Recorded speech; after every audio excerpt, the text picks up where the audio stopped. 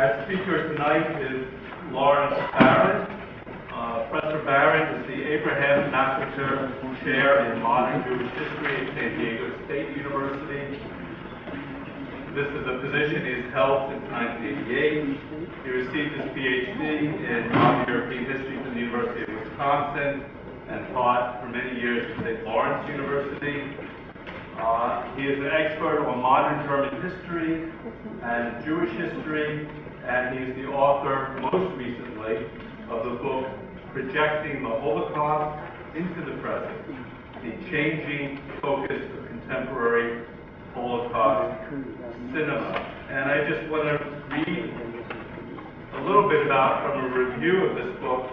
This book is very well reviewed, and to quote one reviewer, supported by his extensive research and precise explication, Barron demonstrates that the relationship between Holocaust studies and cinematic interpretations of this history are far more multifaceted than many previous works have acknowledged.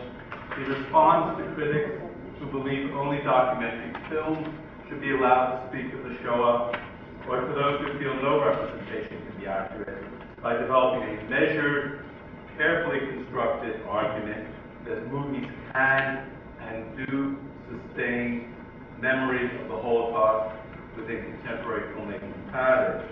Another reviewer equally praises the book.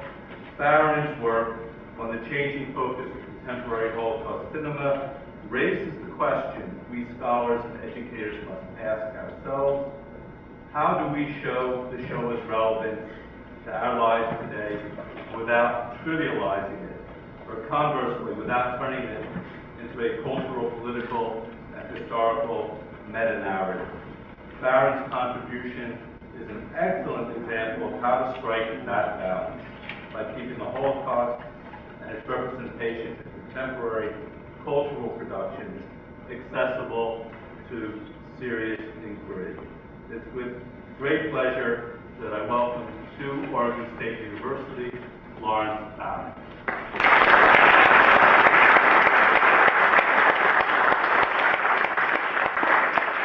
First time I've ever had a chance to come out from the state, and it felt nice.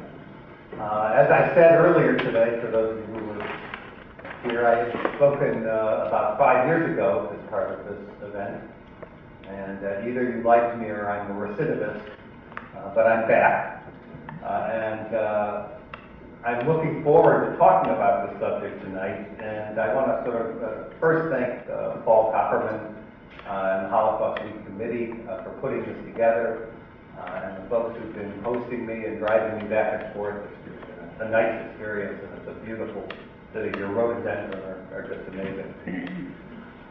So I want to sort of lay a couple of ground rules before I start speaking.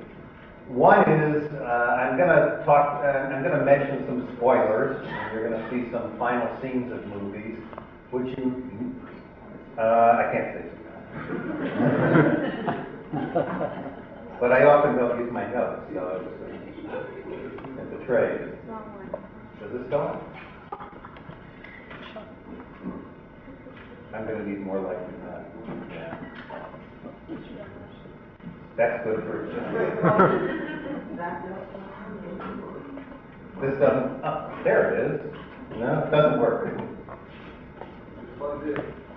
Plugged in. Now that's a nice plugged in. And there's no bulb in the other one.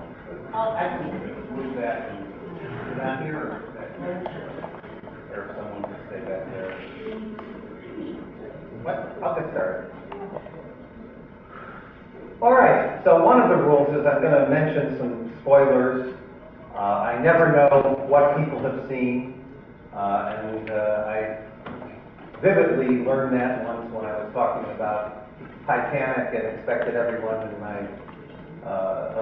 my class to have seen the movie, and then at the end one of my students said, "You mean the ship sunk?" Yeah. They asked me about Celine Dion, whether she survived. So that was all okay. But in any case, let me begin with a couple of preliminary comments. You all have, or should have, this sheet. One of the things I did for this book was to try to view, or in cases where I couldn't get a hold of it, try to get as many reviews as possible, and identify all the feature films that had been made about the Holocaust since World War II. Feature films, not documentaries. And one of the things about that was to code them by genre, by theme, by whether they're from factual or fictional sources, who's producing them.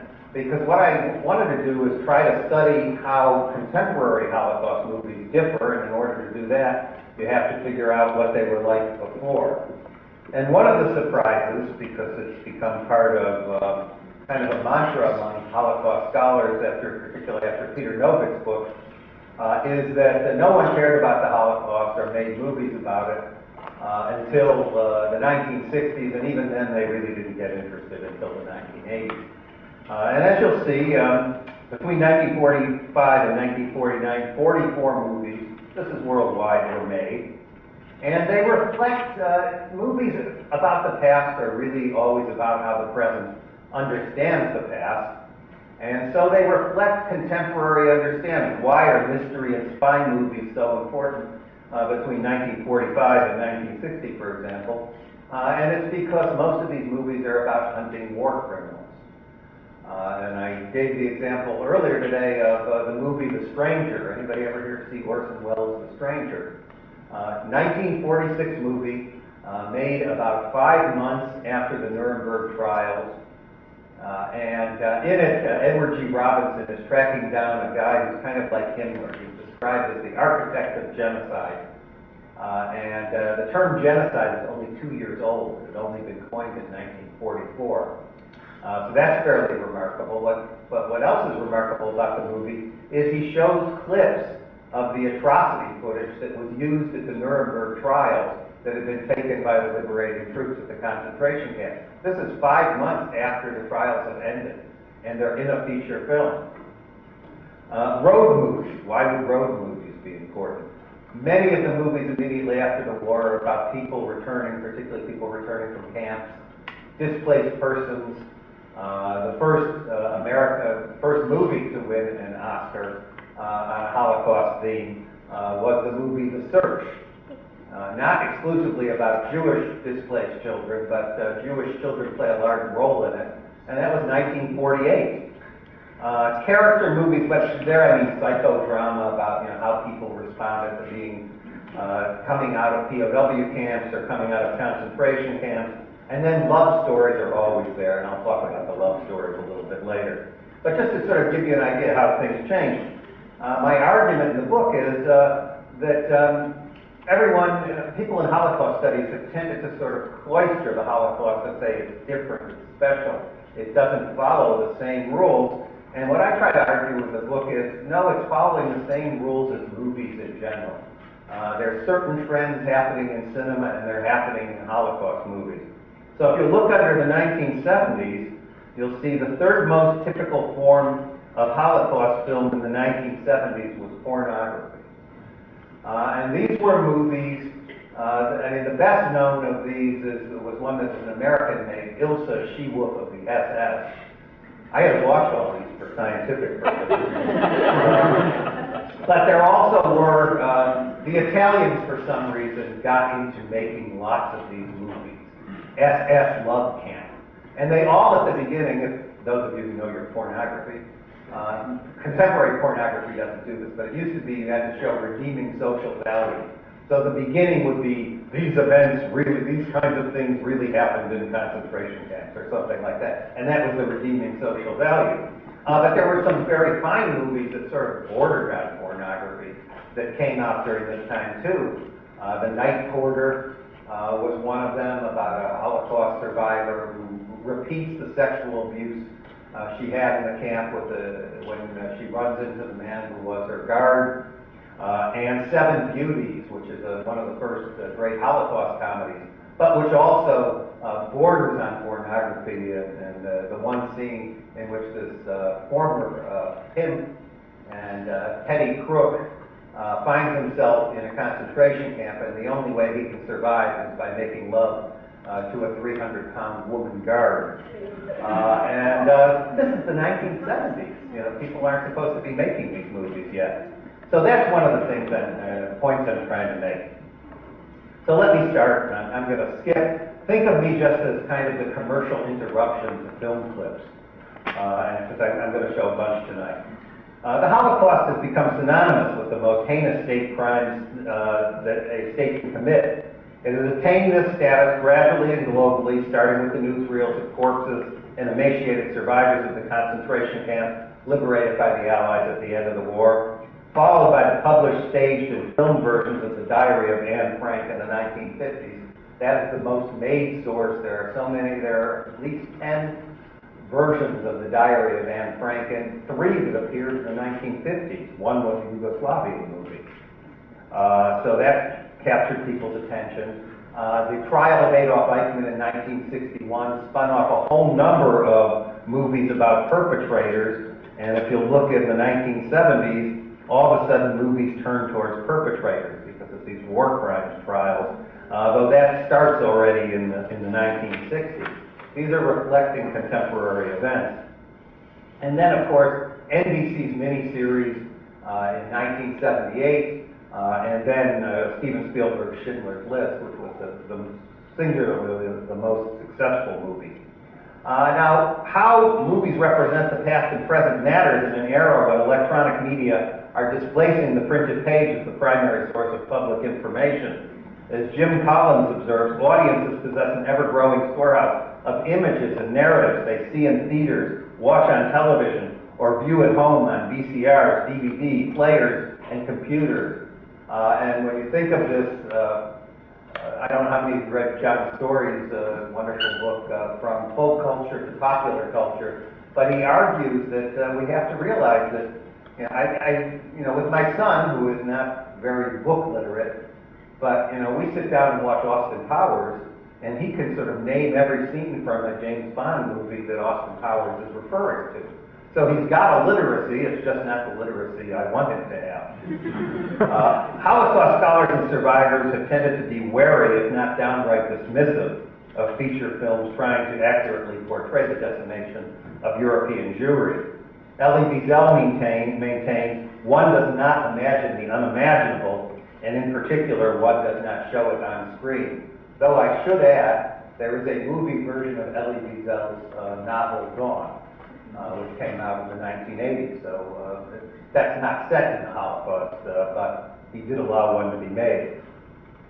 Others insist, as Claude Lanzmann does, that only documentaries can convey a semblance of what the Holocaust was like. If you've seen Claude Lanzmann's 9.5-hour movie, Show Up, what he does is he doesn't want to show any of the graphic images that we associate with the Holocaust because he feels it reduces the people into objects, and he relies entirely on eyewitness memory of survivors, of bystanders, of perpetrators, and only shows contemporary scenes.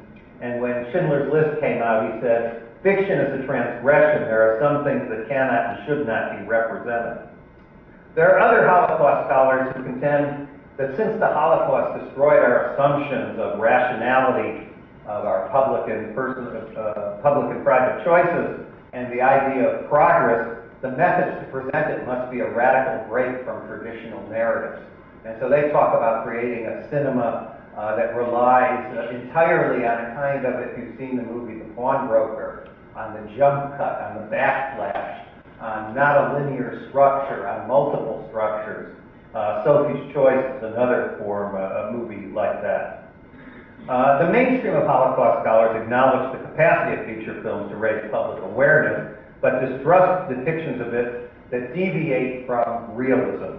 And realism, as Terence Dupre once commented, Holocaust etiquette, is that it be portrayed as a unique event, that the dialogue, plot, and settings be historically accurate, and that it always be approached solemnly. And that, I think, is probably the most common way in which Holocaust cinema is interpreted. And so if you look at what I've done on this database, you'll see one of the things that happens is not only that the Holocaust is immediately a subject that people want to deal with, which most Holocaust scholars say it wasn't. And because it's about extremes, it's about people making choices, and usually you depict it in ways that certainly in the 1950s, 1940s, 50s, and 60s, in ways that are complementary to your own society. So what are Americans? Americans are Nazi hunters. Americans are people who help displaced persons. Americans are people who help Jews flee to Israel. What are Eastern Europeans in these movies? I mean, if you notice, Poland is the second greatest producer of Holocaust films in the 1940s, where the worst devastation occurred, and there's this kind of assumption Poles didn't want to deal with the subject. Well, they didn't want to deal with it the way we want to deal with it today, but they dealt with it as part of communism. The Jews were the victims of the agents of industrial capitalism, the fascists. They were victims among many other victims, but if they really understood their situation, they should have become communists. And so one of the first movie filmed in Auschwitz and filmed with Holocaust survivors, a movie called The Last Stage, or The Last Stop, depending on where you see it. It was filmed in 1948, but it's about someone who's a Jew who ends up in the camp, but in the end they realize they need to join the camp underground, which is led by the communists, and most of these movies end in the triumph of the Soviet Union. I'm also, by the way, now doing work on Armenian movies about the Armenian genocide, and the same thing happens because, as you might know, there was an Armenian Republic in the Soviet Union, and that's where Armenian films got made originally, about what had happened in Turkey, and they don't deal with Turkey very much, but they always deal about, well, it was horrible what happened during World War I, but now you have Soviet Armenia. It's a wonderful place to be. So there's great similarities there. Globalization is part of what I talk about as well. Movies, it used to be you'd go to a movie and it would give you one studio that produced it. Watch at the beginning of movies now. It's usually several studios, and they're often not in the same country. There's been an enormous amount with the popularization of the Holocaust, of globalization. Other countries who have no connection to the Holocaust make movies about it.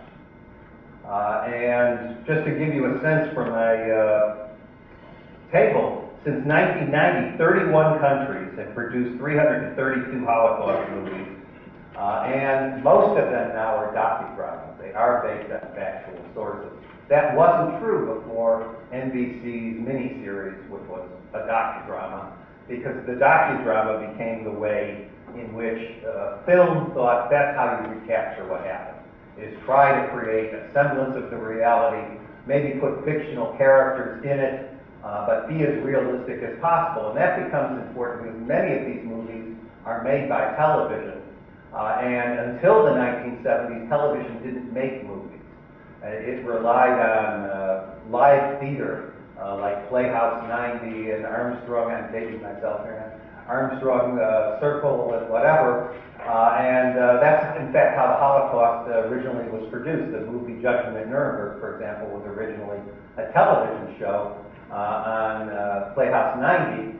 And then it got made into a movie. It's interesting, when it was on television and the prosecutor talks about the gassing of Jews, the program was sponsored by the American Gas Association, and they bleeped out, they wouldn't allow them to say gassing. So he just says, Jews were killed in this chamber, rather than were gassed. In the movie it says they were gassed. There also are movies from China. One would not expect Japan. There's an amazing version of the Diary of Anne Frank that's in Japanese anime. Mexico, Turkey, again, not a country you would associate with Holocaust movies. And so what I try to do in looking at these movies and figuring out what's different in the 1990s is apply an idea that I get from Alan Mintz. He calls it constructivism, but he says historical events, even the Holocaust, possess no inscribed meaning. Meaning is constructed by communities of interpretation, different by different communities, out of their own needs and motives. And so I'm not saying that's good or bad, I'm just saying that's what happens in the movies. The Holocaust becomes something that you appropriate, you give contemporary meanings to, you use styles that are being used, you often base it. There's been, when Schindler's List came out, there were a whole bunch of movies that came out after it about rescuers. That's how the movie industry works. You get this kind of spin-off sort of thing, and that happens in Holocaust movies as well. Polling indicates that nearly 60% of Americans cite television or films as a source of their knowledge about the Holocaust, while only 40% credit schools or books to exposing them to the topic.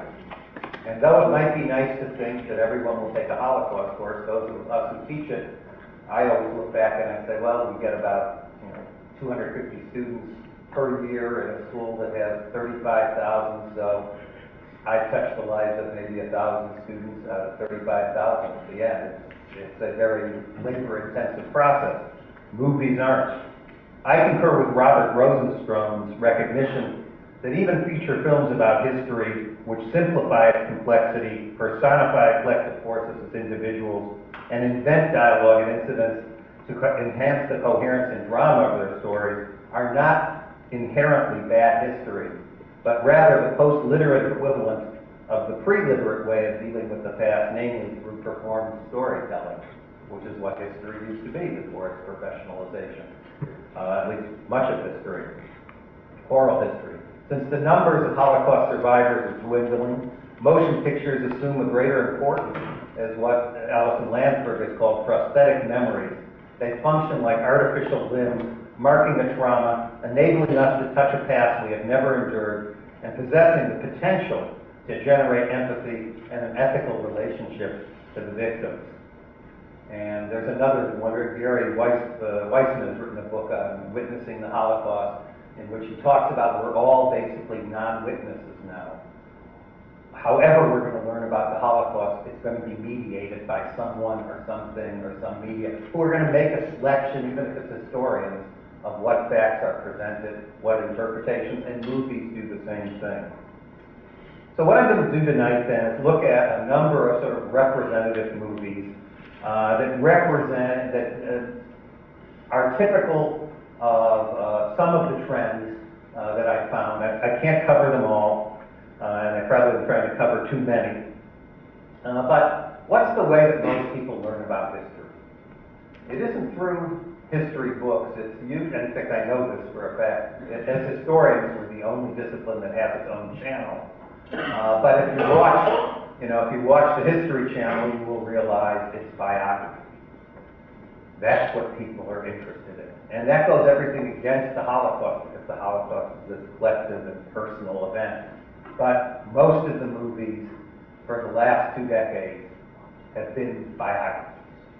Now, biography has changed. It used to be the biopic, as they call it in Hollywood. The biopic was about great individuals who stood against the currents of their time and made some sort of great accomplishment. And from the 1930s into the 1950s, that was very typical of biographical movies. They started to disappear and came back with television movies in the 1970s, largely as what was called the movie of the week. Every major network had one, and they usually were about people who overcame adversity, not overcame diversity, who overcame adversity, disease, or some sort of poverty or whatever, but were common people, ordinary people. And we live in a culture, part of that's a legacy of the 60s and 70s of sensitizing us to minorities and to inequalities in our own society. But we've become, I think Peter Novick is right, we have a culture of victimization. And being a victim is no longer a bad thing. So one of the interesting shifts I noticed is many Holocaust movies, the majority of Holocaust movies made before the 1970s, either don't have a Jewish protagonist. Jews might be in there, but they're the objects of Christians who helped them or harmed them. But they're usually not the main character. The Diary of Anne Frank is one of the great exceptions. But for the most part, I've done all the statistics on this, Jews don't start becoming the protagonists in Holocaust movies until the 1980s, because victimization is something that people don't like to see until the 1980s.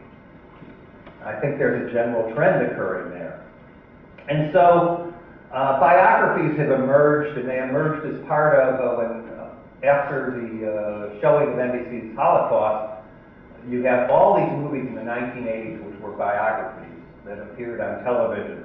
Vanya Fenelon's Playing for Time, NBC's Waldenberg.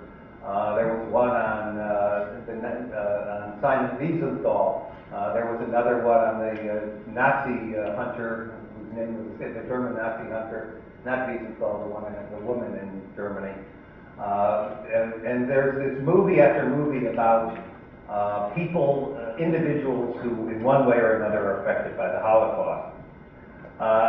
I think there's a couple of reasons what's happening here. I mean, part of it is we're not only interested in individuals, part of it is the 1980s, we're interested in individuals who were interested in individualism. This is also when the Rambo movies come out, the idea that one individual can sort of take on the world, and this whole idea of the culture of victimization. So the first clip I'm going to show you is from Agnieszka Holland's Europa, Europa, which chronicles the implausible but true story of how a Jewish teenager parlayed his good looks, linguistic abilities, and quick thinking to disguise himself as a doctrinaire young communist when he was captured by the Soviet Union, and as a zealous Hitler youth when he was captured by Germany. Solly's plasticity evolves as a survival reflex to a series of life-threatening situations. He has two childhood memories.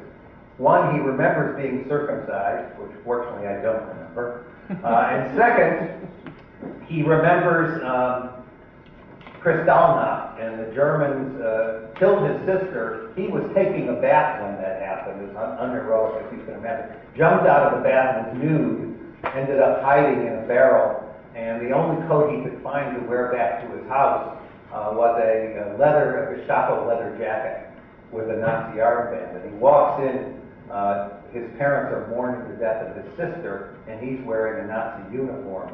And that kind of prefigures, without very much, we know that image of the swastika, we know these long leather coats, and here's this guy who we start to realize maybe can take on other identities. When he's placed in a Soviet orphanage, he parrots communist slogans. His guardians expect him to renounce God and bourgeois origins. 2 years later, he's caught by the Germans. While they're executing their Jewish captives, Solly claims that he's an ethnic German because his parents had lived in Germany and he can speak perfect German, and that his parents had been killed by the Russians. His Nordic features and fluent German lend credibility to this. And then he discovers there's a German soldier. This is another thing in more recent Holocaust movies, is what I call the multiculturalization of the Holocaust. That characters that never used to be in Holocaust movies start appearing in them. And one of the characters is a German gay soldier who becomes interested in Solly, but when he finds out he's circumcised, realizes Solly's life is at risk. And Solly all of a sudden realizes not all Germans are the same. As he puts it, who was my friend, who was my enemy? How could they be so kind to me and at the same time kill others horribly? What set us apart? A simple foreskin? When the Red Army bombards his bivouac, he prepares to surrender himself to the Russians again. But this places us in the front of the Germans, and they end up winning. So the Germans think that he led the victory, and they send him to an elite camp where he can learn to be a Nazi soldier because of his looks. And what's happening here is that the maker of this movie is a Polish Jew. The movie is made, it has German, Polish, and French production backers, which is typical, if you notice, all the multinational productions that start occurring in the 1990s. And what she's trying to say is all these differences, all of what we call essentialist differences of what religion we are or what race we are really unimportant. And she does it in a brilliant scene, probably the best known scene from this movie, in which Solly is in class for Hitler Youth, and he's been picked out to be the sample of a perfect area. Oops.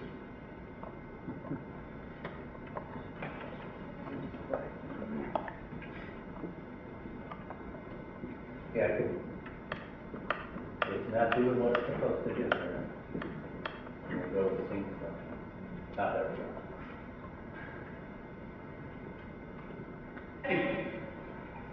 Die Wissenschaft ist unbeschreiblich. Wie ich euch schon gesagt habe, wenn ihr euch die Rassenunterschiede einprägt, wird euch keine Schule jemals täuschen können.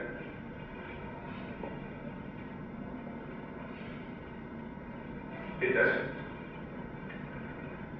komm mal bitte vor.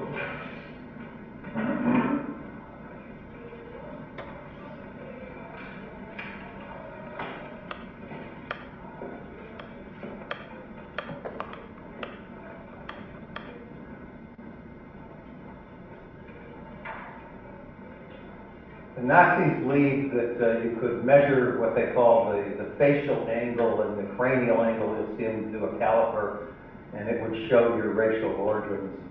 And you measured how your nose, what degree your nose hit from your forehead to your chin. And the straighter that was, the better. So if your chin stuck out or your nose was too large, then you were imperfect.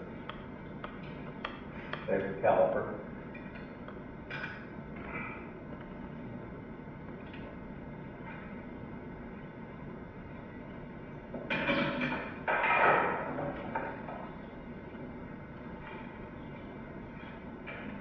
Eye color.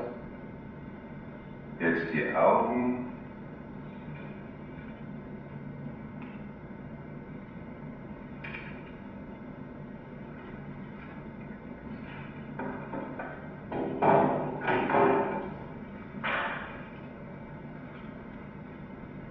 Seht jetzt auf seinen Schädel,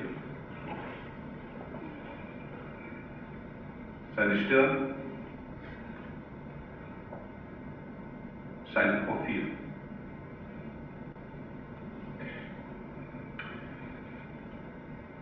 Obwohl das Blut seiner Vorfahren sich in vielen Generationen mit anderen Rassen vermischt hat, sieht man noch genau die typisch arischen Merkmale. Aus dieser Mischung hat sich die baltisch-östliche Rasse entwickelt. Leider gehörst du nicht zur edelsten Rasse des deutschen Volkes, aber du bist doch ein echter Arier. That, of course, is what's happening there. One of the problems he has, of course, is his circumcision.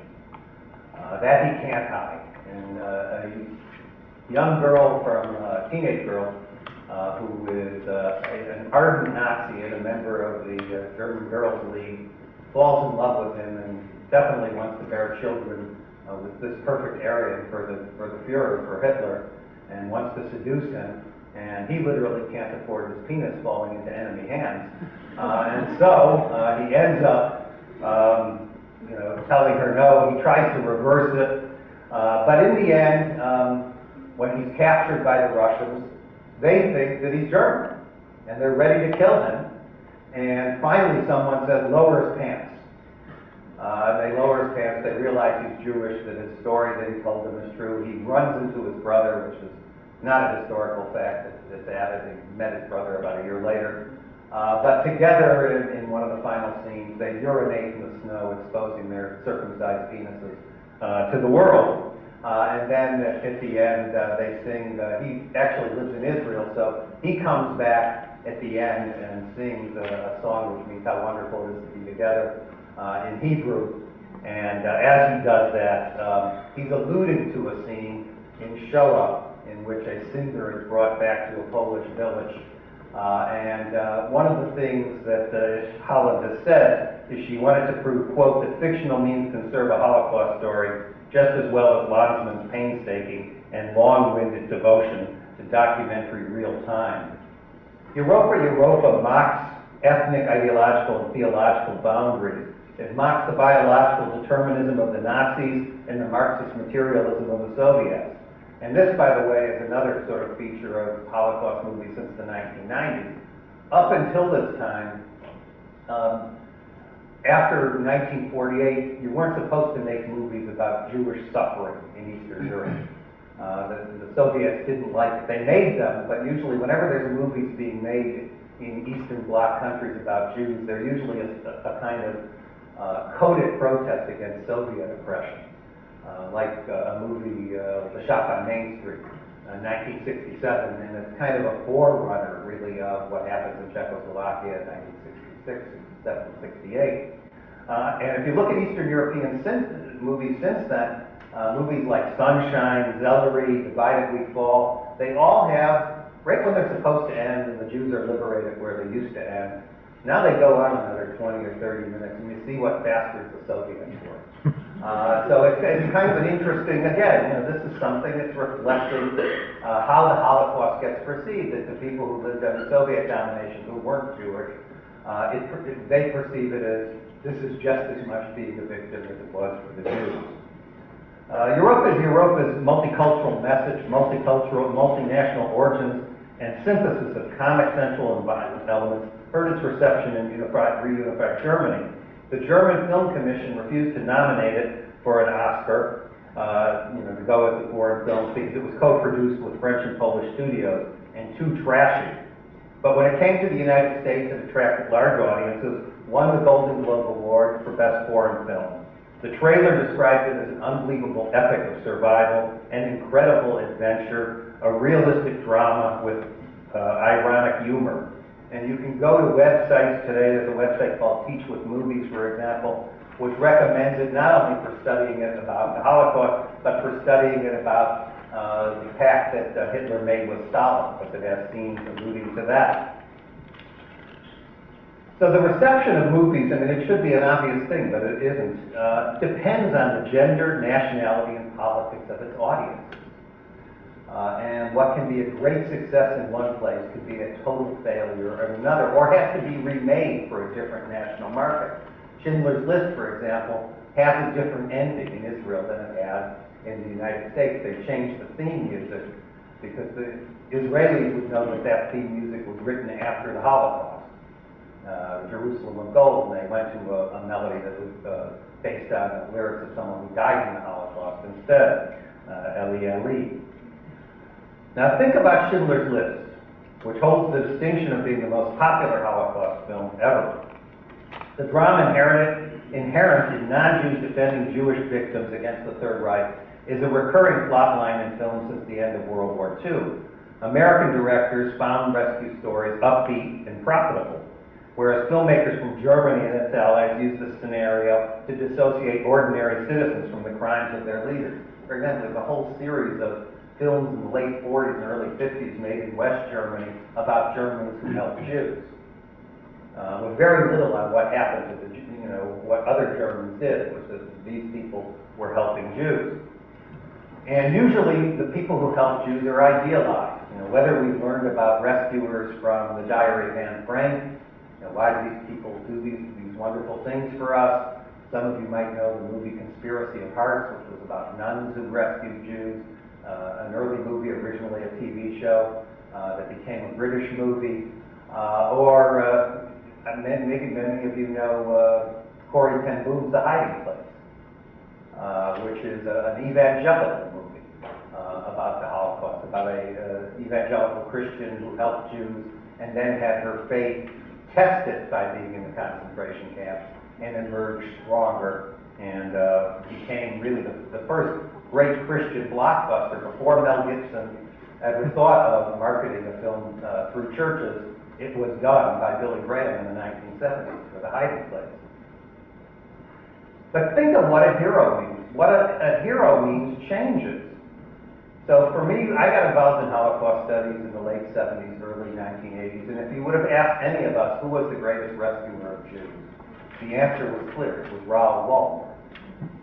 And there were lots of movies and books, documentaries that appeared on Raoul Wallenberg. He was nominated for honorary American citizenship in the 1980s.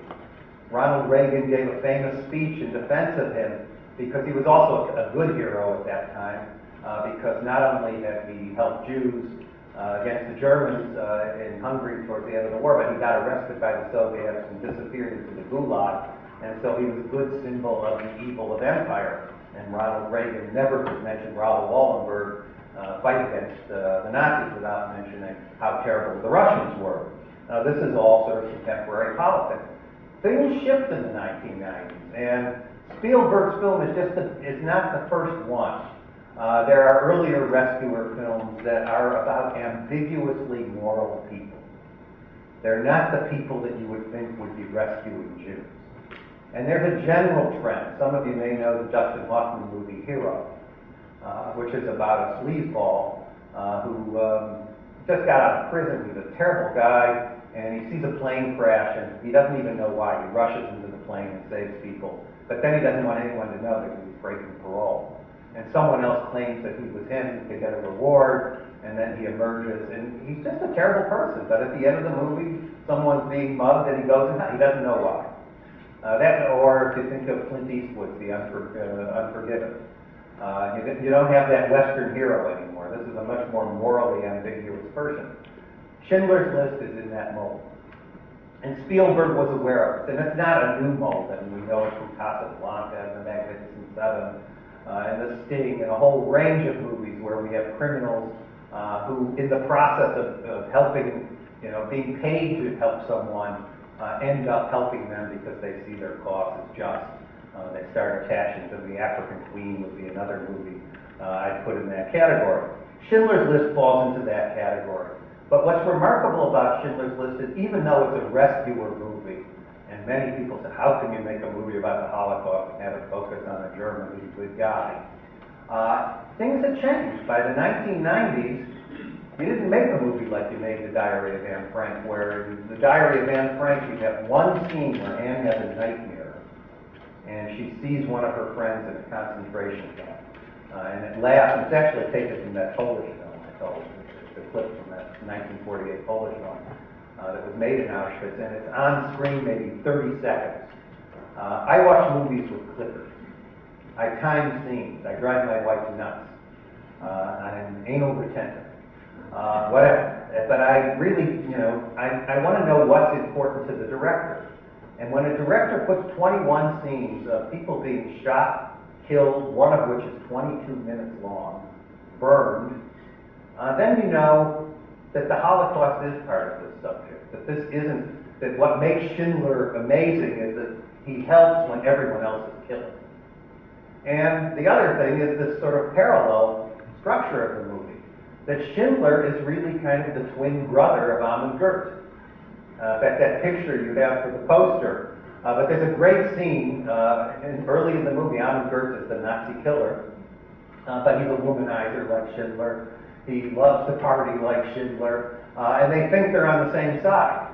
And there's all these parallelisms of them looking in the mirror, getting dressed, being with mistresses. And there's one scene early on when the Jewish character Stern tries to convince Schindler to save someone who clearly is not a skilled laborer. And Schindler says, oh, you can't get around that, I'm helping just anyone. And Stern says, but you don't know, Goeth is a killer, he's killing Jews. And you have about 5 minutes of Schindler defending Goeth and saying, he's an okay guy, he's like me, but at the end of the scene, he's convinced he has to help. And in many ways, you could argue Stern is kind of like that angel sitting on one side and Goeth is the devil on the other, and the movie is structured that way. The fact that the movie was done in black and white, this is a convention that goes way back because we know films, we know the newsreel films and early films were in black and white.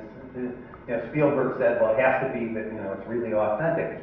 Actually, some of you may know this, George Stevens, who made The Diary of Anne Frank, was the head of the American Signal Corps that filmed the concentration camps. He made color copies and black and white copies of all those films. It wasn't until the 1990s that they discovered there were color films of the liberation of camps. So there's really, is black and white more real? I think it's actually what happens in Schindler's List. It's more what we call film noir. That this is this kind of shady character. We see him in shade very often, in shadows, and that's what's happening. That's what happens as a movie viewer, I think, unless you know these earlier films that you've seen in black and white.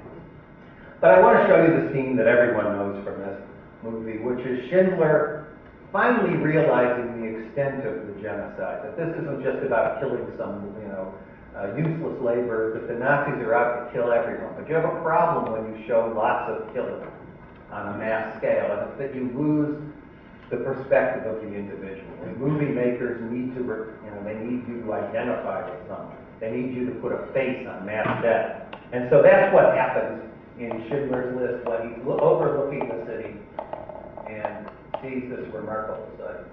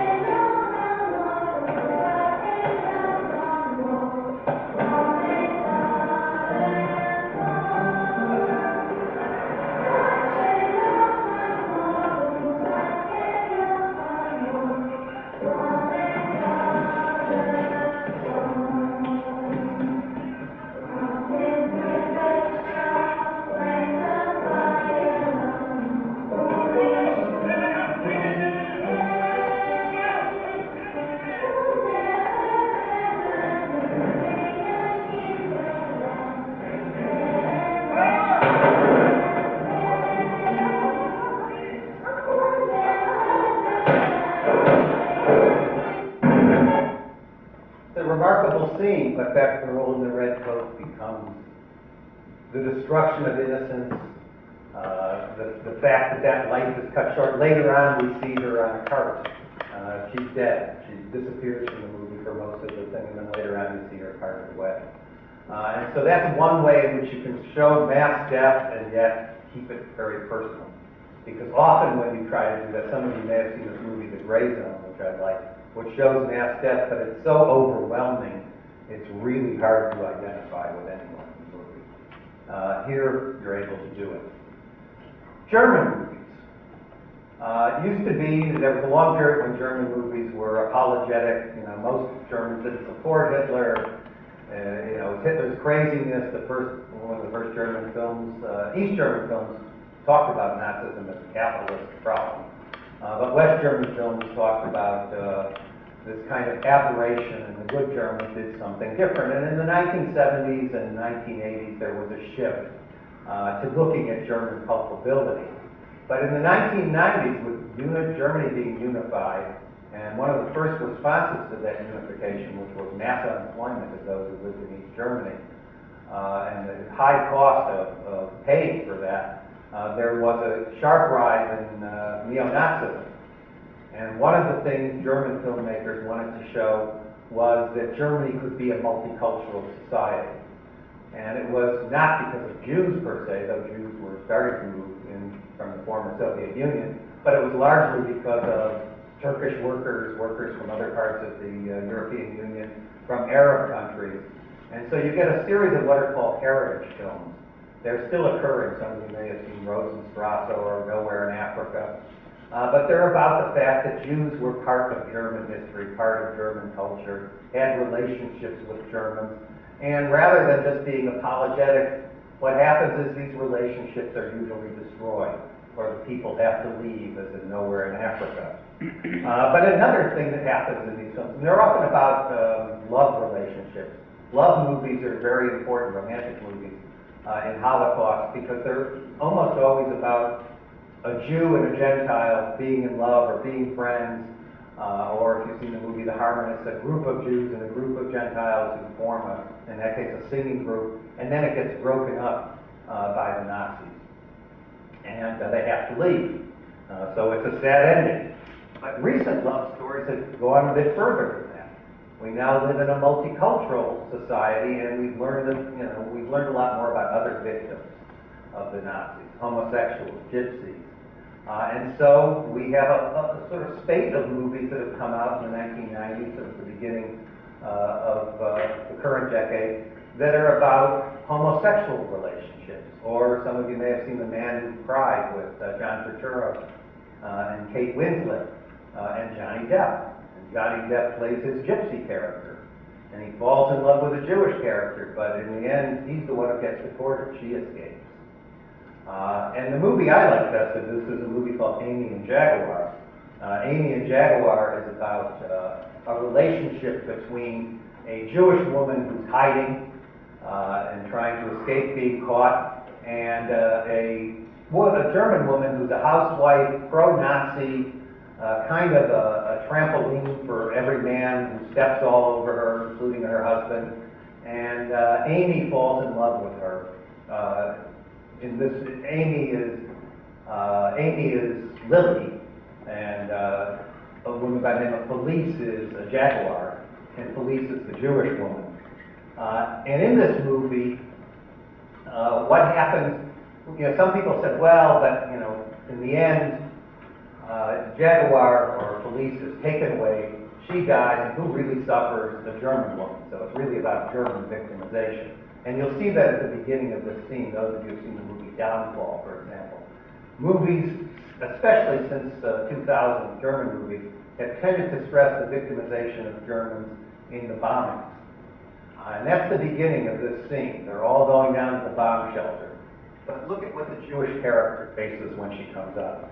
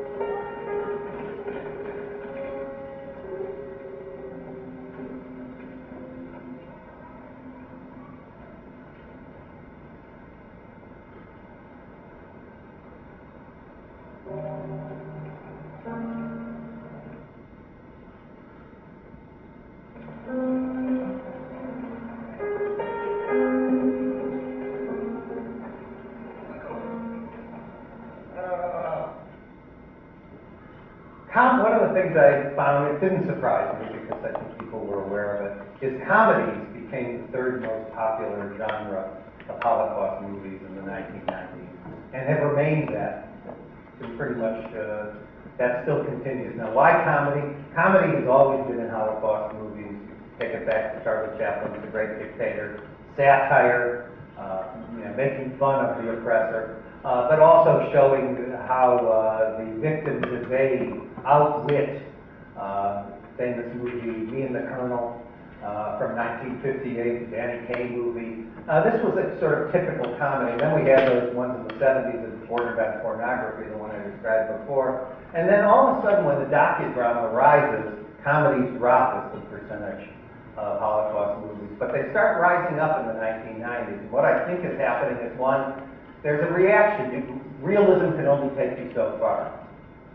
Spielberg maybe went as far as you could go and still make a commercially viable movie with violence. And so there's a search for a genre which will attract audiences can make a powerful statement and yet do it in a way in which audiences stay with it. The second thing that's happening, this was one that surprised me, kind of since Benini in Life is Beautiful says that his father had been in a camp, and he remembers his father talking about his days in a labor camp. He supported the Italian monarchy against Mussolini in 1943. So he ended up in a labor camp. He says, whenever my father told me the story, he would make jokes about it, so us kids wouldn't be scared. And when I started looking at that, I want to know more about the directors or writers of these films.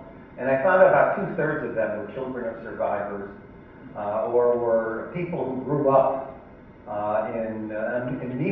were born during the war, and saw their parents as one way either as perpetrators. They were second-generation people, and they were trying to deal with that. And one of the ways you deal with that is humor. Humor is a kind of distancing mechanism. And so I think that's happening as well. And I want to look at, and the other thing is, once the Holocaust is established in symbols, once you can refer to, a swastika means a certain thing, or barbed wire, you can use those symbols so that you don't have to dwell on the violence. And that's what Roberto Benigni does in Life is Beautiful. A lot of people hated this movie. They thought it was inappropriate.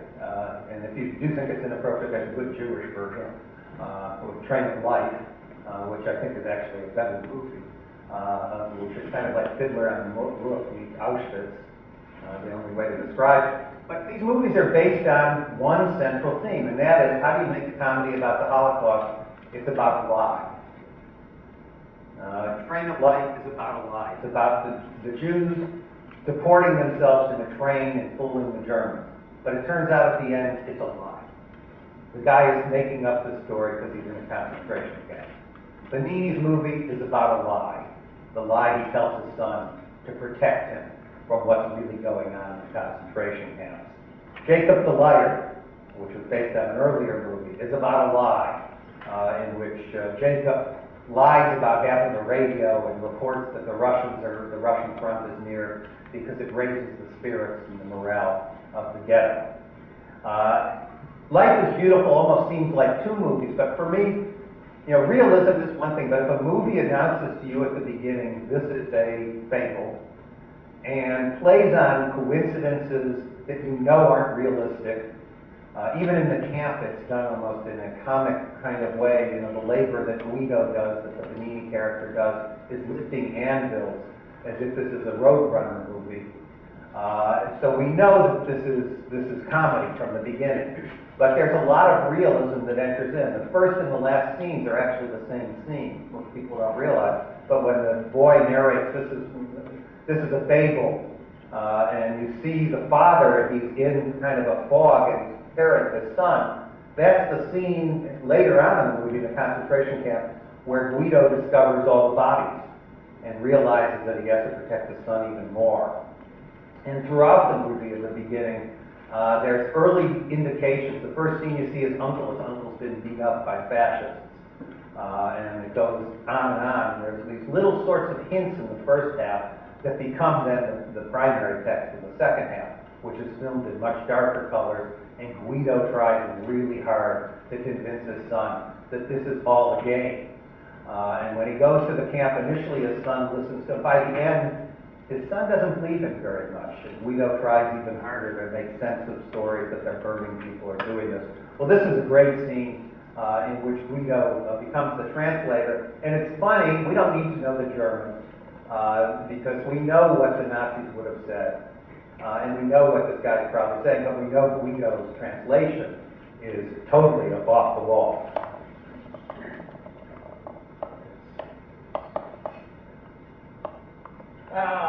Andiamo qua, Babbo, poi è bruttissimo, brutto, voglio andare dalla mamma. Ci Ho fame. E poi sono cattivi, usano. Usano perché non per grosso, saranno davvero fatti a tutti, sai, devono essere puri. Ma posso vedere la mamma? Dice giovane. E quando deve fare 1000 punti. Chi pubblicatori vince un caro armato di punti. Inizio questo, se lo danno la merenda. La merenda? La merenda... Ma perché sono tutti amici qua. Ecco, guarda che cosa... Bartolomeo, tu vorrei una cosa, scusa. È già passato quello che dà il pane con la marmellata? Allora, ti è fatto darti per un secondo. Riparte comunque, no? Per il secondo turno. Dai, riparte. Anton, due! Che tu sia vegetariana nel tuo stretto. Mi ha detto, c'è uno che parla di disco, no.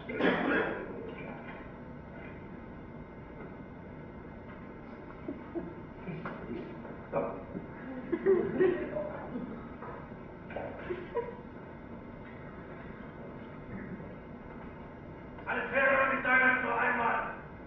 Comincia il gioco, chi c'è? Chi non c'è? Ich sag nur noch einmal, vielen Grund, diese Tage transportiert worden. Si vince a 1000 punti, il primo classificato vince un caro armato, Aber, beato lui. Jeder versucht den Sabotage und den sofort die Spur zu tragen. Jeder ist auf dem Hof und schütze den Rückstand. Ogni giorno vi daremo la classifica generale per quella propaganda là. All'ultimo classificato verrà attaccato un cartello con scritto A.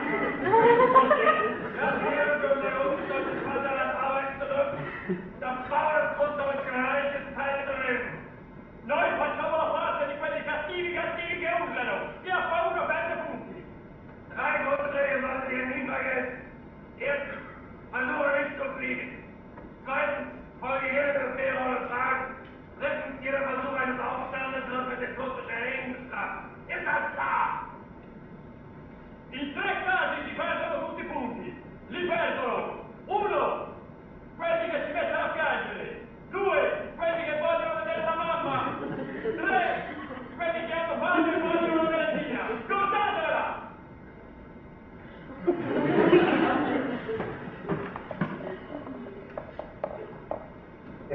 I think it's an amazing movie, and you end up, what you learn from it, there were people who said, well, it's tantamount to Holocaust denial, and there's an Israeli critic, in fact, who has a whole book called Life is Beautiful But Not for Jews, arguing that. But there were other people, very good scholars, Aline Flansbaum, for example, said, this is really a remarkable film, because for people who have never, seen Holocaust movies, but all of a sudden they realize, what's it like for a parent to try to protect their child from this kind of evil?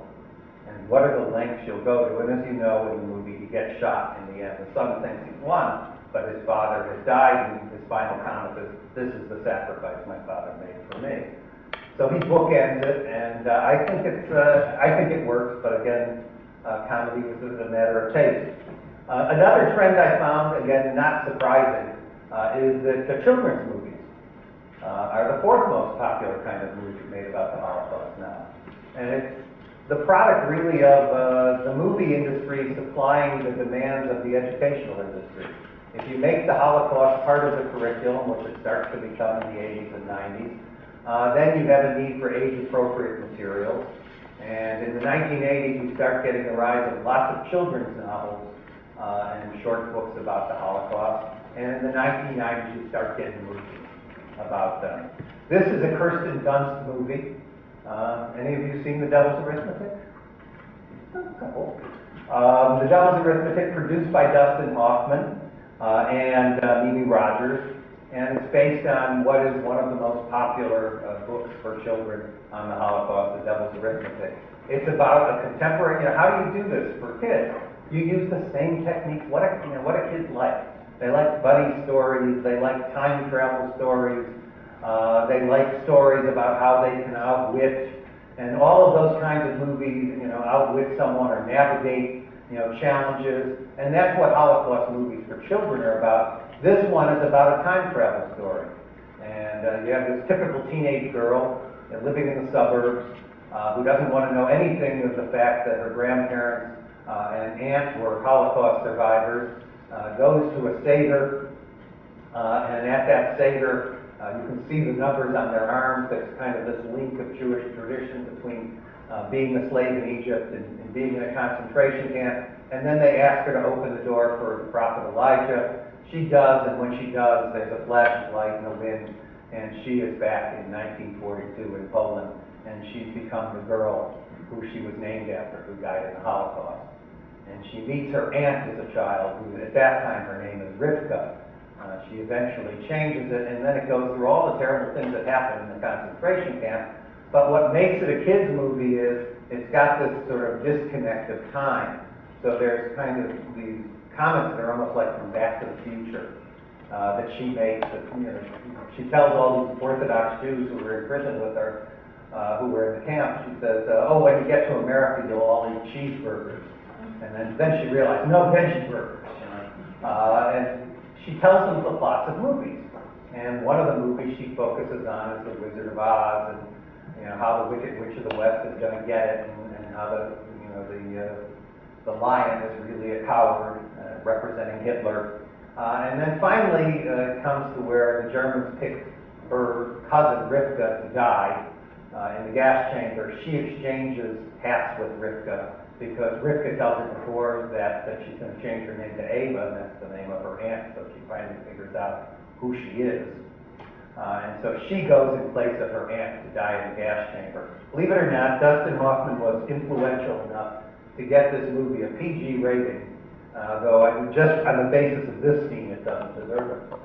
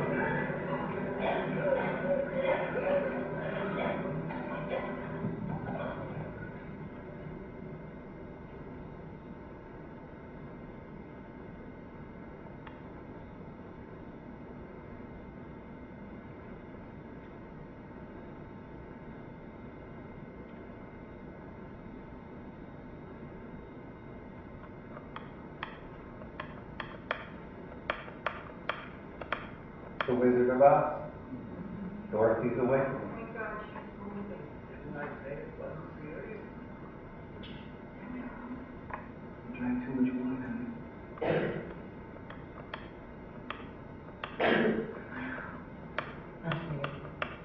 Perdone. Ava, where is it? Here, darling. Here I am. Auntie M. You were so worried.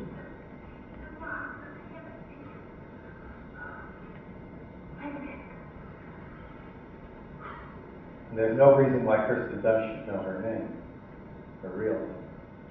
Please, could you excuse us one moment? Just one moment, please. For some reason, my screen just went off. Well, this is from since it's going to play on, this is from The Pianist. And one of the things, when you make a movie about the Warsaw Ghetto, there's been a lot of movies made about it. You usually use documentary footage, but Polanski, you try to create new images as well as old images. Polanski purchased a village that the Russians had abandoned in East Germany. It had been an army camp, army base, and destroyed it to get this kind of moonscape look. The sense of the dwarfing of what had happened of an individual and how he's reduced to scavenging like an animal. But one of the things about this movie is, and it caused quite a controversy, is most movies before this that were sort of had a national basis. You made a Polish movie about the Holocaust, it reflected on what are called helped or abandoned Jews. This movie is multinational. Like Polanski, it really has no kind of national bearings anymore.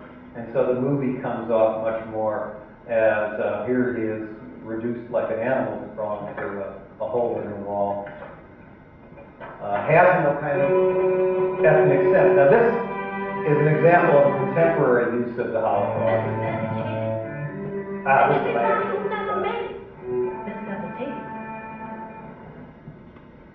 For some reason the screen can't go.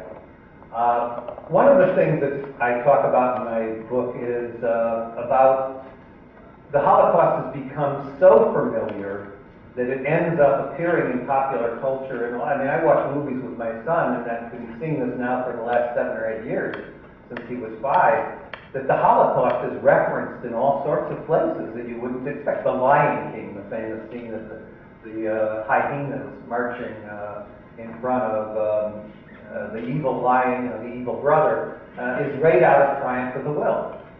And if you've seen the movie, the Nazi propaganda film Triumph of the Will, and you've seen The Lion King, you know that.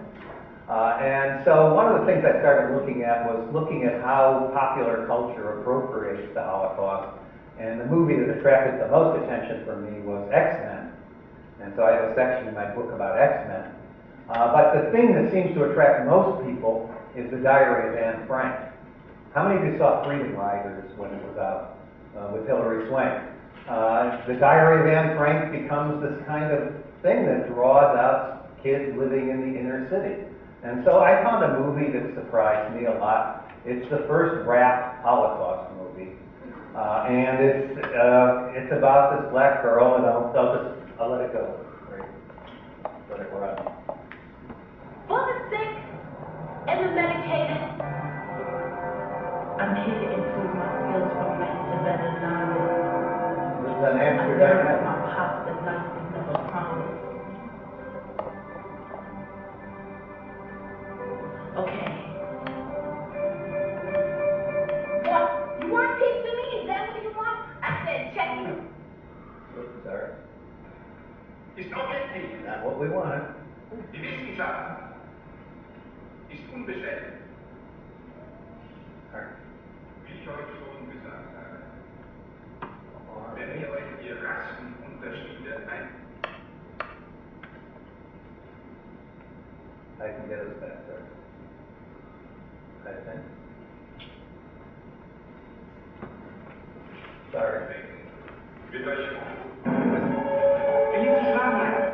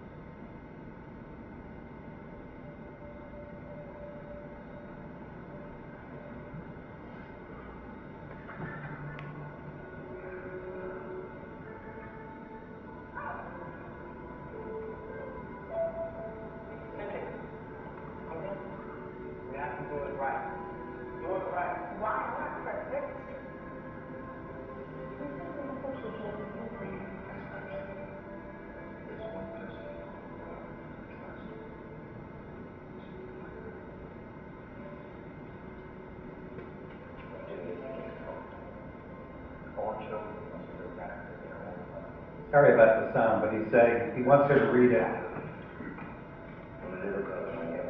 Because this was a little girl your age.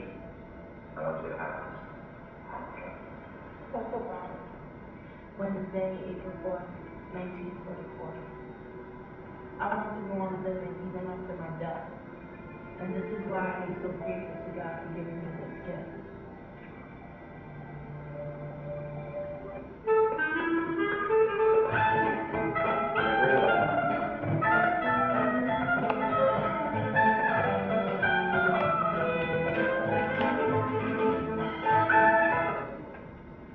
So that gives you an idea of how you can sort of take the Holocaust and use it in a contemporary way.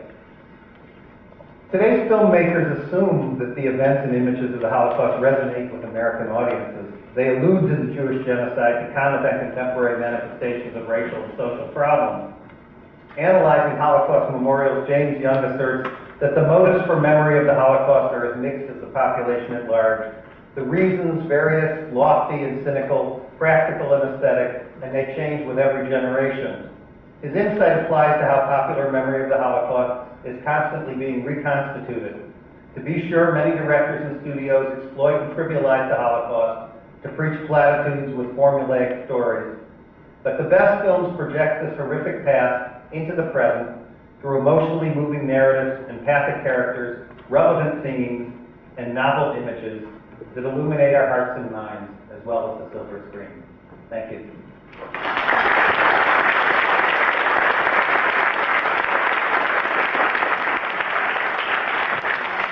Sorry I went over. It's one of those problems with these clips. But any questions? Glad to take them. And maybe we can get the lights up so I can see who's asking. There's got some questions out there. Any questions? There's got to be some here. How many of you? Yeah. What is your favorite Holocaust film and why? I don't have a favorite per se. I have many favorites by genre. I think Schindler's List and The Pianist and the one that's being shown tomorrow, Fateless, are really remarkable films about the extent of suffering and capturing it in ways that the violence, when you watch Schindler's List and you watch Saving Private Ryan, for example, though there's a lot of violence in Schindler's List, it's still cinematic violence. It's from a distance, or you hear the shot and you see the blood go in the snow. It's very traditional Spielberg violence. He's left that. And a director that can do that without driving the audience away is, I think, amazing. And I think Fateless does it, I think The Pianist does it, and I think Schindler's List does it. Comedy, it's between Train of Life and Life is Beautiful. They're different. Train of Life is very Jewish. There's very little Jewish about Life is Beautiful. You don't even know he's Jewish until half the movie is over. So that would be one for that. For the love stories, there's lots of great love stories. The other great homosexual love story at this time is the movie Bent, which is actually a very amazing movie about concentration camp labor, and it has this moving love story. I love Nowhere in Africa. I thought that was a great movie. And for kids movies, the one that I like the best is called The Island on Bird Street, and the only way I can describe it is The Pianist made for kids. It's about a kid surviving in the ghetto, and all he has from his father and his grandfather is a copy of Robinson Crusoe. So he decides he's going to make the ghetto into a place where he can escape the Germans by being clever. That's a great movie. Recently, a movie that I like a lot that got panned, but I thought Everything is Illuminated was really an amazing movie, and that's high on my list. But there's so many. I do a course on it. I teach with someone in the German department. We always choose different movies, and some of them. There's a movie. I like The Nasty Girl. It's a great movie about Germany. One of the comedies. And a movie by the same director that many people didn't see called My Mother's Courage is an amazing movie. And there it's a comedy about a woman being deported. And she doesn't understand why the Germans would deport her, so she keeps her composure. And because she keeps her composure, everyone gravitates around her cattle car. And he does something, a scene in there that is just magnificent. It's all with symbols. There's only one scene of actual violence in the movie. But he shows her thinking that she sees her husband who's been taken away to prison. And they're in the cattle car. And then he shows the stars. And then he pulls the camera back and the stars start glowing. But all the stars start glowing. And he pulls back and the stars fill the firmament. And then he shows the train rushing. And millions are dying on that train. Man is another one that I think is an amazing film. There's loads. A lot of the early ones. I mean, The Search, if you've never seen The Search, it's an amazing film. Fred Zinnemann, whose parents died in the Holocaust, and who made a series of concentration camp movies after World War. He made one during the war, The Seventh Cross, about a political prisoner. There was a Jewish prisoner in that one. Then he made this one about displaced persons kids, and then he made one about POW camps, all in the span of 3 years. And then he finished his career making a great movie about the resistance Julia. So there's lots of, I mean, it's one of these things that I'm addicted to. Yeah? You've shown lots of nationalities movies. Are there any Israeli Holocaust movies? This is a weird thing. If you'll notice, Israelis don't actually score real high. I mean, partly it's a small industry, and which really didn't get going until the 1960s. They made a couple of movies in the 50s. So that's one of the issues. But Israelis make a very distinctive kind of Holocaust movie. They rarely make a movie about the Holocaust. They make movies about survivors living in Israel, or about the consequences of the Holocaust for Israel. I don't know how many of you saw the great movie Walk on Water. Israeli movie about a Mossad agent who's assigned to track down the last of the really terrible Nazis by becoming a friend of his grandson. And in the end, it's kind of like Munich. I mean, it's very similar movies in many ways. In the end, he can't do it because he realizes he's become kind of like what he's fighting in the process. It's a great movie, but that's the kind of movies they make. They make movies about, the movie Kedma, about which is kind of an Israeli version of Exodus, but it's no longer heroic. It's about these survivors and they're dazed and they're confused and they've been plunged into a war they have no idea that it wasn't theirs, and all of a sudden they're in the middle of it. That's the or Under the Dome Tree, or movies about the children of survivors and the sorts of trauma passed on to them. I can only think of actually only one Holocaust movie that's only about the Holocaust, and it's actually a bad movie. It's called The 13th Bride. And they just don't make Holocaust movies. They make a lot of documentaries about the Holocaust, but that's a different thing. Other questions? Yeah? I wonder if you could talk about the nature of the Holocaust. And we have scholars of yours arguing that it's kind of shocking movie, but yet it's important just because the Holocaust. I wonder what you think about movies that are, too sentimental or problematic with subject to the Holocaust. What does that do to it? I mean, it's maybe the same issue for comedy, but perhaps it's even worse.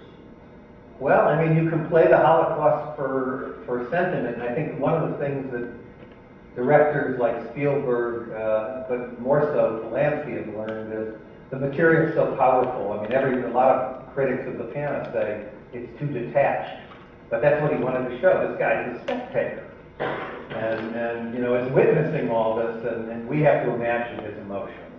Or it's like Rod Steiger in The Silent Screen in The Pawnbroker. We have to imagine what it would be like to have all that pain and then not be able to scream. But as far as a movie like Holocaust goes, I've seen it recently.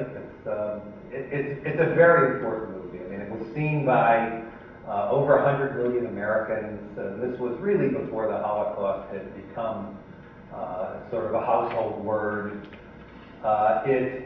If you look back at it, it has an amazing cast. And Meryl Streep and James Wood, and there's all sorts of stars in it. What's important about it is it's really one of the first American movies that shows the Holocaust from the perspective of the victims. I mean, it has the whole thing about the Germans, but it follows this family, and it, films often use representative characters. So you have the Zionist kid who runs off and fights in the resistance, and the one who goes into the Jewish consul, the one who ends up in Theresienstadt.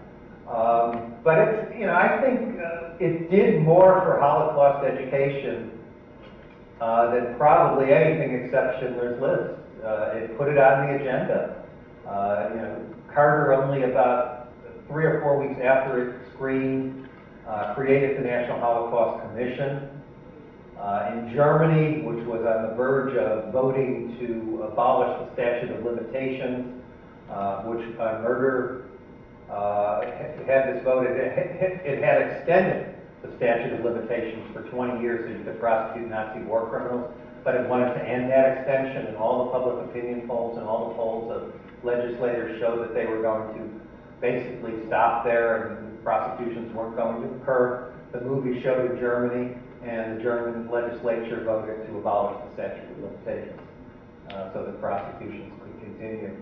So it had an enormous impact, and they did it in a way, it's kind of, God, I hate making this comparison, but movies like that don't have to be good to generate a lot of discussion, and they did a lot of work with churches and with schools ahead of time. They put out a curriculum. So a lot happened out of that movie.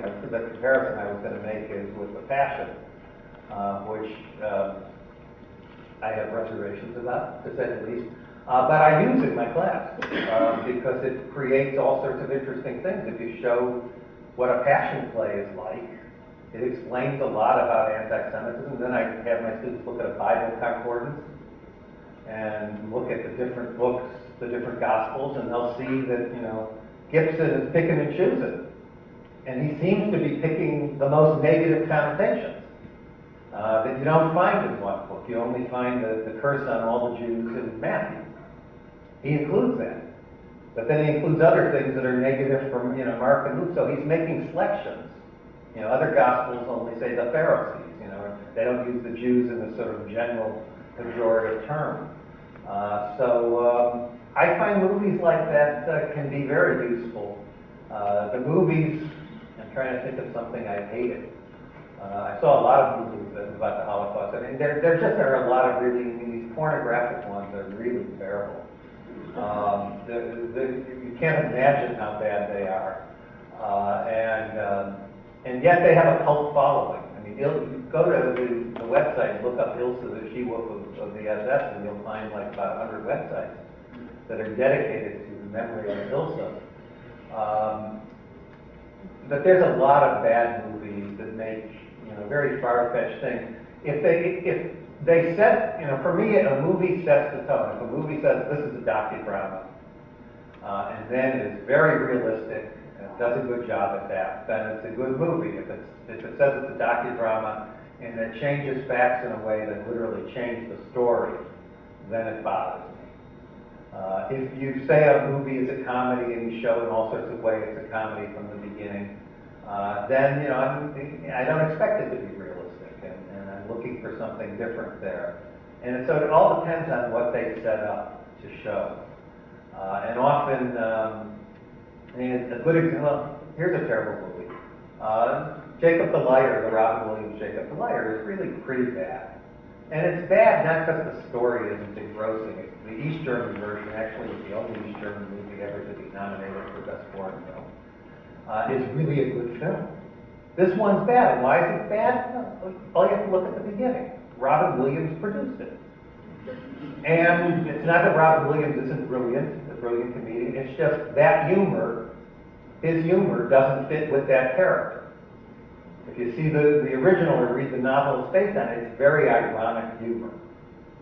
And Robin Williams does shtick. And it doesn't work. And that's the kind of thing that bothers me, is when you take something like that, or you put an actor in who just is totally wrong for the part. But there's a lot of amazing movies. You can go back to your Triumph of the Spirit, which is a movie I feel very strongly about it. An amazing movie. And one of the things it does is it has one of its key characters as a gypsy. And it adds a lot to the movie, and it's about Sephardic Jews, who we almost never see. They're speaking Ladino, and there's Ladino music in it, and it turns out it's by a director, Robert Young, who makes films mostly about Mexican Americans. And they always have James Olmos in it. He's the gypsy. So there's what I was saying before, movies about the Holocaust follow the movie industry or the director or whatever. They don't follow a kind of logic that scholars like to project on them. Oh, I was just thinking about under theme of perpetrators. Would that include that movie with Jessica Lange, The Music Box? Yeah, well, that's a war. I mean, that's a trial film. So there's but yeah, that's about a perpetrator or a collaborator in that case. Yeah, coding this was impossible because if you try to get too detailed, you end up with something that's unrecognizable. So you have to sort of collapse things. And so usually what I did in trial movies, if they're trials of perpetrators, that it's a perpetrator movie. But the format is a trial movie. And that's actually some of the best Holocaust movies are trial movies because trial movies you actually can debate issues. So Judgment at Nuremberg is still a great movie and worth seeing, even though it only mentions Jews once in the whole movie. It's pretty remarkable.